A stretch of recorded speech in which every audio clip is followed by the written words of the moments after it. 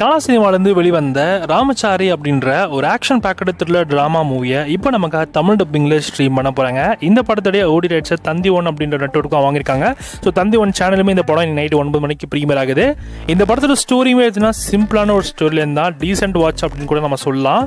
இந்த படத்தோட ஸ்டோரி என்னன்னா, ஹீரோ வந்து பார்த்தீங்கன்னா பெங்களூருக்கு வருவார். பெங்களூருக்கு வந்து இவர் ஒரு பொண்ணை லவ் பண்ண, இதுக்கப்புறம் ஹீரோ சுற்றி நடக்கிற பிரச்சனைகளில் ஹீரோ எப்படி சமாளிக்கிறாரு, ஸோ இதுக்கப்புறம் நடக்கிற சுவாரஸ்யங்கள் தான் இந்த படத்தில் கதையாக கொண்டு போயிருக்காங்க.